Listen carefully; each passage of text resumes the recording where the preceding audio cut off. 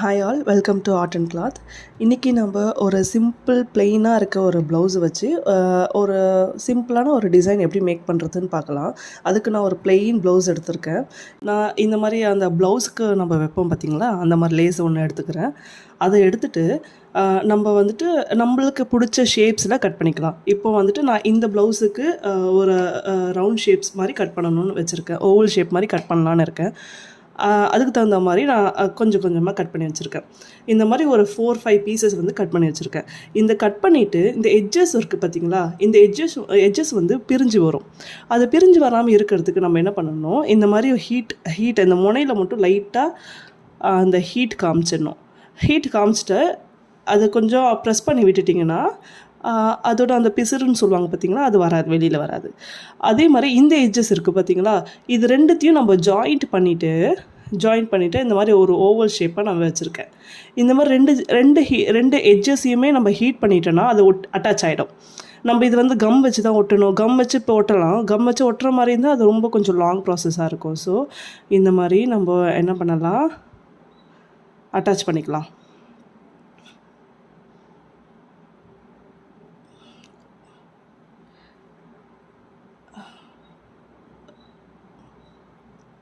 தெரியுதுங்களா? இந்த மாதிரி நம்ம அட்டாச் பண்ணிக்கலாம்.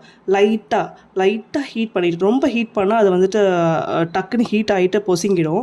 ஸோ லைட்டாக ஹீட் பண்ணிவிட்டு அந்த எட்ஜில் மட்டும் ஹீட் பண்ணிவிட்டு ரெண்டுத்தையும் ஜாயின் பண்ணிடணும். இப்போது நம்மக்கிட்ட ஓவல் ஷேப்பில் ஒரு அந்த லேஸ் சொல்கிறோம் பார்த்திங்களா, அந்த லேஸ் வந்து கிடச்சிடுச்சு. இப்போ நெக்ஸ்ட் என்ன பண்ண போகிறேன்னா, இந்த மாதிரி நான் பட்டர்ஃப்ளை பட்டன் ஷேப்பில் நான் எடுத்து வச்சுருக்கேன். அந்த லேஸ் அட்டாச் பண்ணி வச்சுருந்தால அந்த லேஸை எனக்கு பிடிச்ச டிசைனில் நான் வந்துட்டு இங்கே அட்டாச் பண்ணியிருக்கேன். ஃபஸ்ட்டு வந்துட்டு நம்ம அட்டாச் பண்ணும்போது எடுத்தோடனே ஸ்டிச் பண்ணிடக்கூடாது. பிகாஸ் எடுத்தோடனே ஸ்டிச் பண்ணிட்டோன்னா அது அலைன்மெண்ட் மாறிடும். இந்த ஷேப்ஸ் வந்துட்டு நம்மளுக்கு கரெக்டாக நிற்காது. ஸோ வந்துட்டு நான் B700 7000 அந்த கம் யூஸ் பண்ணி ஃபஸ்ட்டு கம் போட்டு நம்ம பேஸ்ட் பண்ணிடலாம். பேஸ்ட் பண்ணிவிட்டு இதுக்கு மேலே நம்ம வந்துட்டு ஸ்டிச் பண்ண போகிறோம். அந்த த்ரெட்டு மேலே தான் நான் எடுத்திருக்கேன்.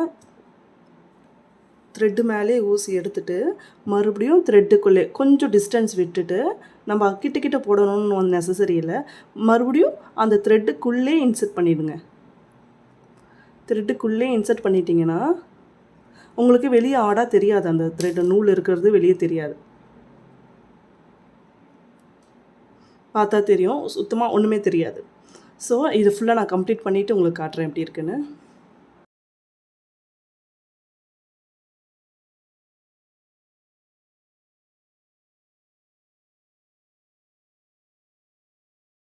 இப்போ உங்களுக்கு பார்த்தா தெரியும். கம்ப்ளீட் பண்ணிவிட்டு அந்த த்ரெட் உங்களுக்கு தெரியவே இல்லை பாருங்கள், வெளியில் தெரியவும் தெரியாது. இங்கே கம் தெரியுதே, இது என்ன பண்ணலாம், இது போயிடுமான்னு நிறைய பேருக்கு டவுட் இருக்கும். இது வாஷபிள் தான், வாஷ் பண்ணால் போயிடும் இது. ஸோ இதை பற்றி வரி பண்ண வேணாம். நம்ம ஜஸ்ட் வந்துட்டு லைட்டாக அதை அட்டாச் பண்ணுறதுக்காக தான் இந்த கம் போட்டிருந்தோம். இப்போது இந்த பட்டர்ஃப்ளை பட்டன்ஸ் இருக்குது இல்லையா, இதை வந்துட்டு நம்ம அட்டாச் பண்ண போகிறோம். நான் வந்துட்டு இந்த ஃபார்மேட்டில் அட்டாச் பண்ணலான்னு இருக்கேன். உங்கள் இஷ்டம், உங்கள் க்ரியேட்டிவிட்டி தான் இதெல்லாம். இந்த ஃபார்மேட்டில் அட்டாச் பண்ணலான்னு இருக்கும். இது எப்படி அட்டாச் பண்ணலான்னு பார்க்கலாம். இப்போ அப்படி அட்டாச் பண்ணும் போதே நம்ம இங்கே ஜாயிண்ட் பண்ணியிருக்கோம் இல்லையா, அந்த இடத்துல சென்டரில் ஊசி எடுத்துகிட்டு, பார்த்தா தெரியும், சென்டரில் ஊசி எடுத்துகிட்டு இந்த பட்டர்ஃப்ளையை இன்சர்ட் பண்ணிக்கிறேன்.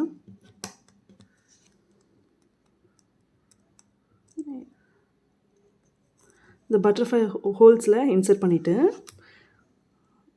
வைக்கிறேன். நெக்ஸ்ட்டு வந்துட்டு ப்ளெயினாக அப்படியே இன்னொரு 2 ஹோல்ஸ் இருக்கும். இன்னொரு ஹோல்ஸில் அப்படியே விட்டு ஸ்டிச் பண்ணிட்டா கூட ஓகே. நான் என்ன பண்ணலான்னு இருக்கேன்னா, சரி கொஞ்சம் அது மேலே கொஞ்சம் கிறிஸ்டல்ஸ் வச்சா கொஞ்சம் இன்னும் என்ஹான்ஸாக காட்டும். அதனால சரி ஓகே, இன்னும் கொஞ்சம் கிறிஸ்டல்ஸ் அட்டாச் பண்ண.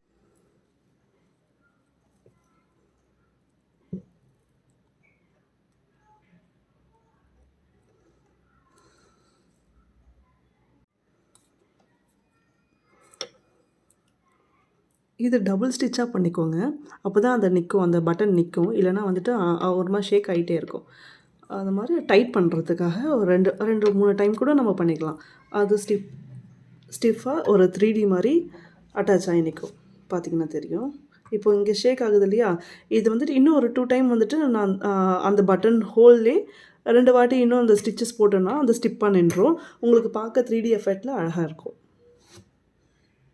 அதே மாதிரி இந்த சைடு ஒரு பட்டர்ஃப்ளை வச்சு இங்கே இங்கேயும் அந்த பீடு அந்த கிறிஸ்டலை வச்சு நம்ம ஃபிக்ஸ் பண்ணிக்க போகிறோம். இந்த மாதிரி நான் ஃபுல்லாக முடிச்சுட்டு காட்டுறேன். அவுட்புட் எப்படி வந்திருக்குன்னு பார்க்கலாம்.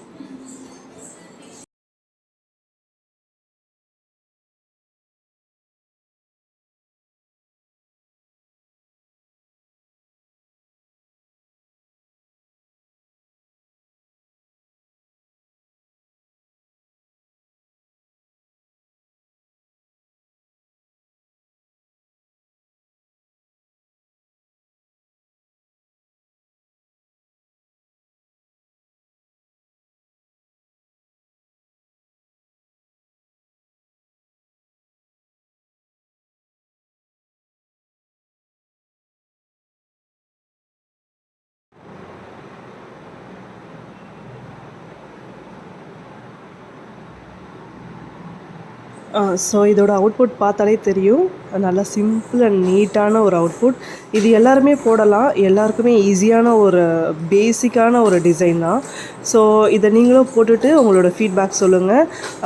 இந்த மாதிரி வரக்கூடிய வீடியோஸில் நிறைய டிப்ஸு, நிறைய இந்த மாதிரி பேசிக் டிசைன்ஸ் எல்லாம் உங்களுக்காக நான் வந்துட்டு போடலான்னு இருக்கேன். ஸோ என்னோடய யூடியூப் சேனல் வந்து சப்ஸ்கிரைப் பண்ணி வச்சுக்கோங்க. அண்ட் என்னோடய பேஜையும் ஃபாலோ பண்ணுங்கள். ஸோ உங்களுக்கு அப்டேட் வந்துட்டு அப்பப்போ தெரியும். பாய். எப்போவும் இந்த லெஃப்ட் சைடில் டிசைன் பண்ணக்கூடாது. பிகாஸ் ஏன் சொல்கிறேன்னா, சாரீ நம்ம பின் பண்ணும்போது நம்ம போடுற டிசைன் வந்து டிஸ்டர்பாக இருக்கும். ஸோ எப்போவுமே நீங்கள் டிசைன் பண்ணுறீங்கன்னா ஆரி தவிர மற்ற எல்லா டிசைன்ஸுமே நீங்கள் நீடலில் போடுறது, ப்ரூச்சஸ் ஒர்க் எல்லாமே சரி, எல்லாமே உங்களோட ரைட் சைடில் போடுறது தான் பெஸ்ட்டு.